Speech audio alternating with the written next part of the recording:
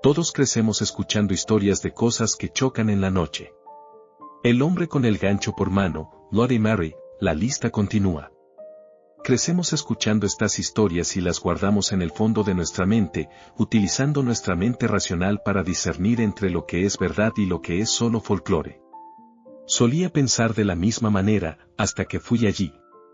Antes de continuar, quiero señalar que teníamos un tipo de pasatiempo muy diferente que disfrutábamos. Investigábamos en internet lugares abandonados o, si teníamos suerte, posiblemente embrujados, y los explorábamos. Siempre nos emocionaba mucho explorar lo desconocido, buscar lugares que la sociedad había dejado atrás para pudrirse. Ahora, volviendo a mi historia, tenía 18 años en ese momento y estaba con mis dos amigos, Eric y Paul. Era un sábado por la noche y decidimos embarcarnos en una de nuestras aventuras. Les conté a mis amigos sobre un lugar que aún no habíamos explorado, un pueblo donde había una fábrica abandonada. Curiosamente, a pesar de la cantidad de investigación que hice sobre este lugar, no pude encontrar nada sobre su historia, aparte de la dirección. No había información sobre lo que solía ser. Sin historias de fantasmas. Sin registros. Absolutamente nada. Esto parecía extraño, pero emocionante. Me hizo pensar en la posibilidad de descubrir alguna información interesante por mí mismo. Los tres subimos a mi coche y seguimos el GPS hasta el destino. El GPS decía que el edificio estaba fuera de las carreteras. Miramos por la ventana y solo vimos árboles. Supuse que la fábrica estaba en lo profundo del bosque, pero esto no nos desconcertó a ninguno de nosotros porque estábamos muy acostumbrados a explorar las partes más oscuras y espeluznantes del mundo. Cuando comenzamos a atravesar los árboles, encendí mi linterna y vi la fábrica más adelante. Era enorme, cubierta de árboles y follaje. Debía tener unos 3 pisos de altura y todas las ventanas estaban rotas o tapiadas. Ganamos el premio gordo.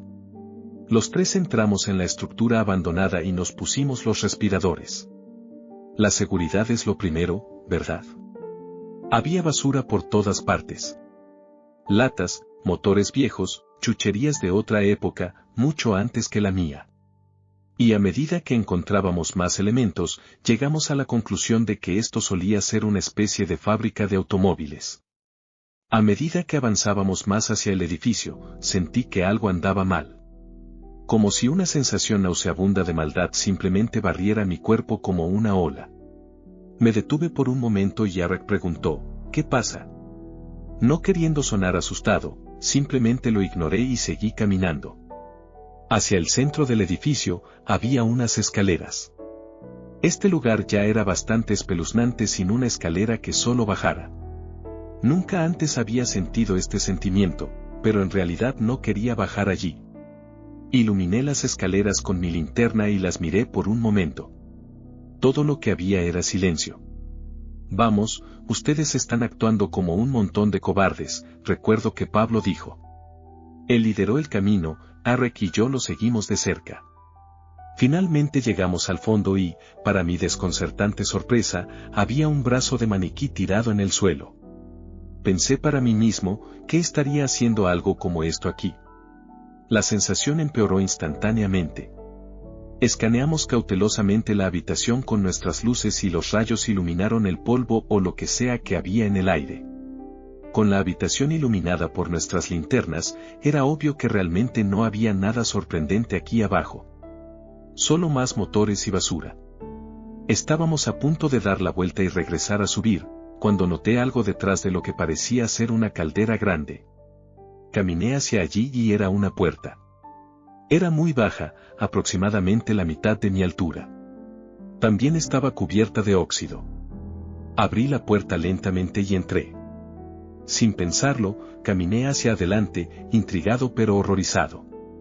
Me di la vuelta y encendí mi luz en la habitación de donde venía, y mis amigos habían desaparecido.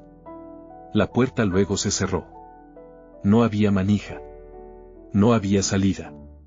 Estaba aterrorizado, pero ni siquiera podía pensar con claridad.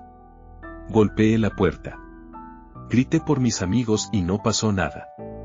Me di vuelta y encendí mi linterna, y lo que encontré fue una vieja escalera oxidada que conducía a un agujero oscuro. Claramente, no podía hacer nada más que bajar y esperar que hubiera una salida. Un olor horrible salía del pasillo. Bajé la escalera y noté que cada 3 metros, el pozo de ladrillo por el que descendía se veía más decrépito y sucio de lo que estaba inicialmente. Parecía antinatural. Pero finalmente toqué fondo y el olor empeoró. El suelo estaba inundado hasta los tobillos en agua turbia. Dirigí mi luz hacia adelante y mi rayo no alcanzó el final de la habitación. Era enorme. Tenía que estar soñando porque, ¿cómo podría ser esto debajo de una fábrica de automóviles? Cuanto más me movía en la habitación, más partes de maniquí veía. Y algunos tenían líquido rojo goteando de los ojos y la boca. A medida que avanzaba, los maniquíes se volvían más frecuentes. Algunos estaban incompletos, les faltaban brazos y cabezas. Pero también había maniquíes intactos, con el líquido rojo aún goteando de sus caras. La sensación de pánico comenzó a apoderarse de mí a medida que se acercaban cada vez más. Continuaron acercándose, sin detenerse. Finalmente, choqué contra una pared y me encontré frente a una puerta oxidada.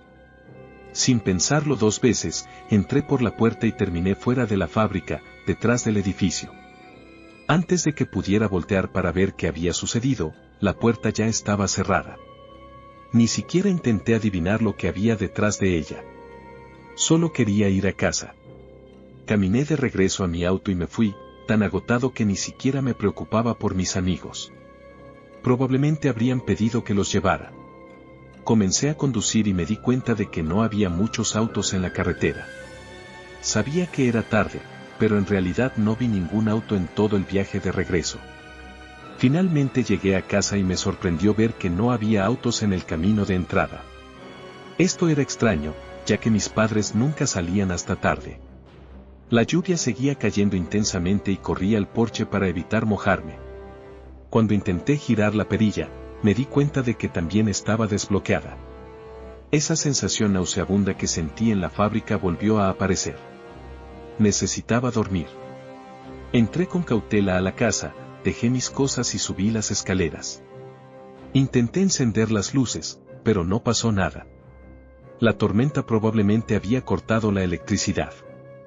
Me dirigí a la habitación de mis padres y noté que la puerta estaba ligeramente entreabierta. La abrí lentamente y encendí mi linterna. Para mi horror, vi 2 maniquíes parados detrás de la cama de mis padres.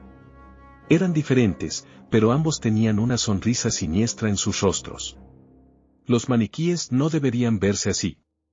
El pánico se apoderó de mí y corrí a mi habitación, cerrando la puerta detrás de mí. Mi corazón latía con fuerza y comencé a sudar. De repente, escuché la puerta de mi armario abrirse. Me di la vuelta y sentí que mi corazón se hundía en mi estómago. Había un maniquí parado en mi armario, con la piel de Arrek estirada sobre su cuerpo blanco. Su rostro estaba grotescamente clavado en el rostro del maniquí, con agujeros oscuros en lugar de ojos y boca. La sangre goteaba de la piel desgarrada que cubría al maniquí. La cabeza se giró hacia mí y habló con la voz de Arrek. La curiosidad mató al gato, dijo mientras movía la boca. Sus extremidades comenzaron a girar, desgarrando la carne a su paso. Luego, escuché un fuerte zumbido en mi oído y mi cabeza latía con fuerza.